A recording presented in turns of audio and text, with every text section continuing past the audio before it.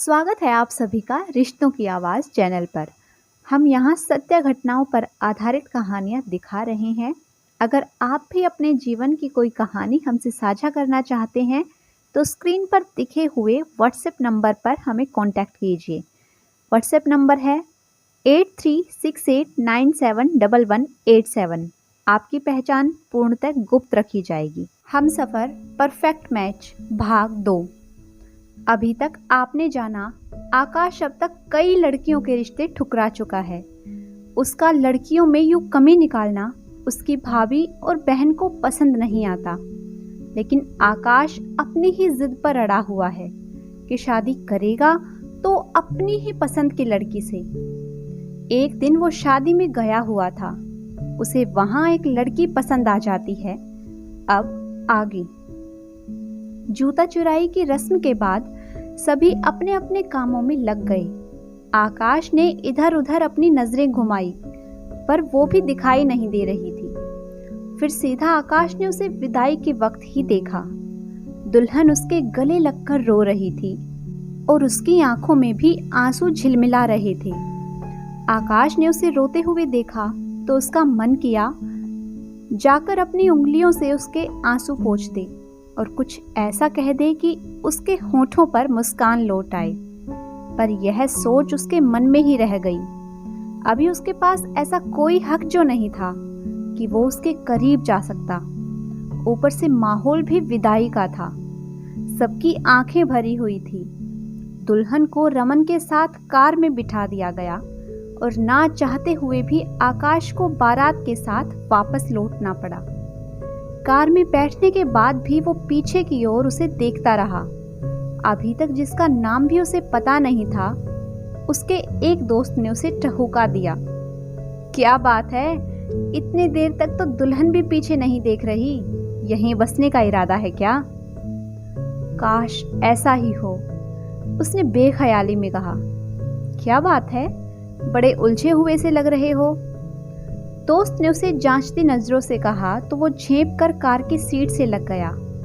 अभी बगैर सब कुछ पता किए वो किसी को कुछ भी नहीं बताना चाहता था। अब उसे रमन की पत्नी से ही सब पता चल सकता था और इसके लिए एक दो दिन तो रुकना ही था। आकाश भले ही बारात के साथ घर वापस आ गया था, पर दिल तो वहीं दुल्हन की सहेली के पास अटका पड़ा था। अब उसे रमन की पत्नी से ही सब पता चल सकता था और इसके लिए एक दो दिन तो रुकना ही था। आकाश भले ही बारात के साथ घर वापस आ गया था, पर दिल तो वहीं दुल्हन की सहेली के पास अटका पड़ा था। अब तो उसे एक ही आस थी कि शायद दोस्त के रिसेप्शन पार्टी में उसे अपनी महबूबा के बारे में पता चल जाए। 2 दिन बाद ही रिसेप्शन पार्टी थी, पर ये 2 दिन भी उसके लिए 2 साल लग रहे थे। शायद उसे पहली नजर में ही उस अनजान हसीना से मोहब्बत हो गई थी और इसीलिए उसे डर लग रहा था कि कहीं वो किसी और के साथ इंगेज ना हो। खैर 2 दिन बीते और आज वो रिसेप्शन में जाने के लिए रेडी था। यहाँ उसकी भाभी और बहन भी जाने वाली थी। वो तैयार होकर नीचे आया तो भाभी पहले से ही रेडी थी। भाभी ने आकाश की ओर जांचती हुई नजरों से देखा।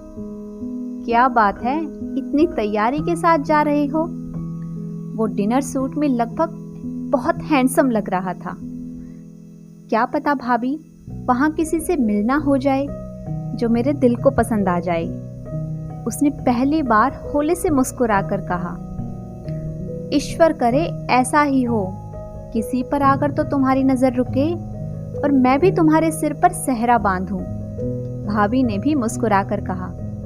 अच्छा अब चलें? शिखा ने आकर दोनों को टोका। अरे हाँ यार, 8:30 बज गए, चलो चलते हैं। पार्टी में पहुंचकर सबसे पहले भाभी ने दुल्हन को गिफ्ट दिया और फिर वो और शिखा अपनी पहचान की औरतों से बात करने लगी। आकाश स्टेज पर ही अपने दोस्त के पास रुक गया और उसे इशारे में पूछने की कोशिश की कि उस लड़की का एड्रेस पता किया या नहीं, पर वो उस पर ध्यान नहीं दे रहा था। एक तो इतनी भीड़ थी, उस पर सब दुल्हा दुल्हन से ही मिलने आ रहे थे। आकाश उससे बात नहीं कर पा रहा था। उसे लगने लगा कि यहाँ आना व्यर्थ हो गया। तभी दुल्हन के मायके से लोग पार्टी में शामिल होने को आए और उन्हें तस्वीरों के लिए स्टेज पर बुलाया गया। उनमें वो खूबसूरत हसीना भी शामिल थी। पहले तो आकाश ने ध्यान ही नहीं दिया, फिर रमन की आवाज पर उसका ध्यान टूटा। रमन ने बड़े प्यार से उसे बुलाया था, आशिमा तुम इधर आओ मेरे पास। तब आकाश ने उधर निगाहें की और उसकी नजरें आशिमा के खूबसूरत चेहरे पर जाकर ठहर गई। क्रीम और मरून कलर के लहंगे में उसका गोरा रंग और भी ज्यादा दमक रहा था। अनायास ही आशिमा ने भी अपनी पलकें उठाई और उसकी नजरें आकाश की घूरती नजरों से जा टकराई। आशिमा ने शायद उसे पहचान लिया था, इसीलिए वो होले से मुस्कुराकर रमन के पास जाकर खड़ी हो गई। फिर सबके साथ तस्वीरें लेने का सिलसिला समाप्त हुआ और दुल्हा दुल्हन के साथ आशिमा और आकाश के साथ कुछ और नौजवान पार्टी खाने बैठे। आशिमा अपनी प्लेट लेकर एक साइड में खाने लगी तो आकाश भी उसके पास ही आ गया और सबकी नजर बचाकर एक गुलाब की कली उसके हाथ में थमा दी। ये किस लिए? आशिमा ने हंसते हुए पूछा। हमारे मिलने की यादगार के तौर पर रख लीजिए। वैसे आप इस कली की तरह ही नाजुक और बेहद खूबसूरत हैं। आकाश ने अपने दिल पर हाथ रखकर कहा।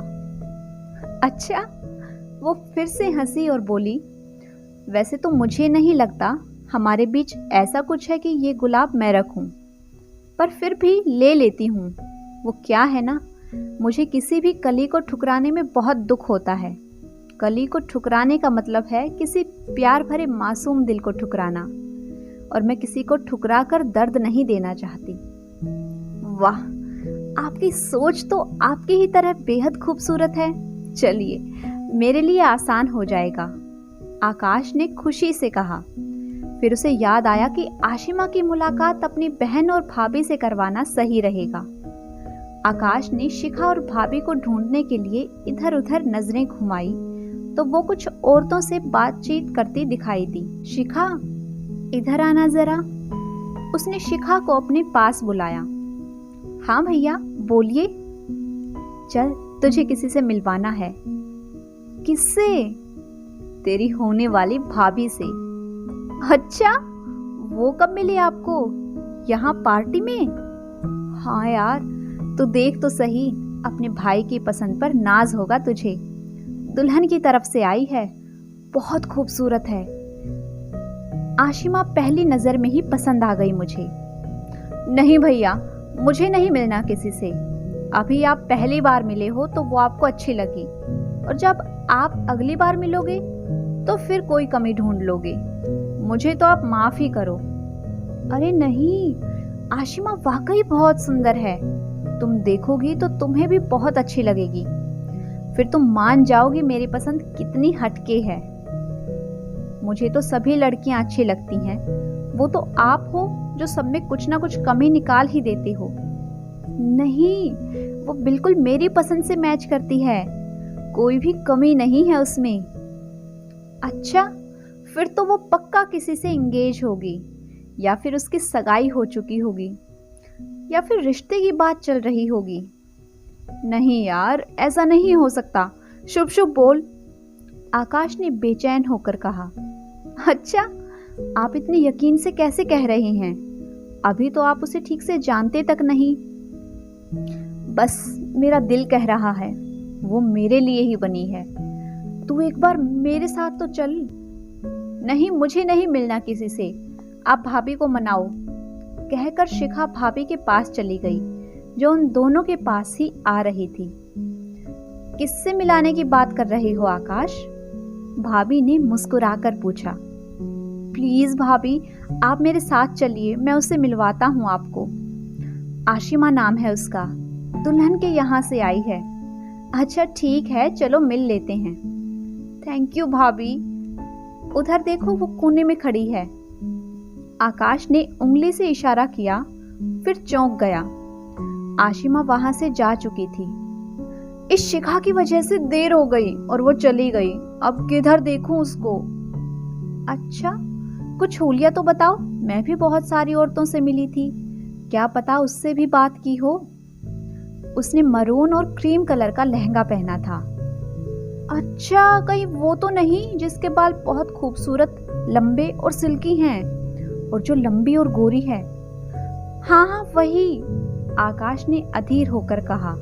वाह भाई, कुछ ज्यादा ही पता कर लिया आपने इतनी जल्दी। शिखा हंसकर बोली, तू तो रहने ही दे, तेरी वजह से वो चली गई, वरना वो यहीं खड़ी थी। अच्छा बाबा, बहस घर चलकर कर लेना। और हाँ आकाश, तुम थोड़ा शांत हो जाओ, क्योंकि मैं जो बताने वाली हूँ उसे सुनकर तुम्हें अच्छा नहीं लगेगा। तुमने जितना बताया है उतना तो मुझे नहीं मालूम, पर मुझे भी ऐसी ही लड़की बहुत पसंद आई थी, इसीलिए मैंने उसके बारे में पता किया। पर क्या भाभी? उसकी अभी पिछले महीने ही सगाई पक्की हुई है। नहीं, ये नहीं हो सकता, ये आप क्या कह रही हैं भाभी? आकाश का दिल शीशे की तरह टूटकर बिखर गया था। अब आकाश का क्या होगा, क्या करने वाला है आकाश, जानेंगे अगले भाग में। तब तक अगर आप सभी को आज की मेरी ये कहानी पसंद आई है तो वीडियो को लाइक कीजिए, शेयर कीजिए। साथ ही अगर आपने अभी तक मेरे चैनल को सब्सक्राइब नहीं किया है तो जल्दी से चैनल को सब्सक्राइब कर लें। Thanks for watching.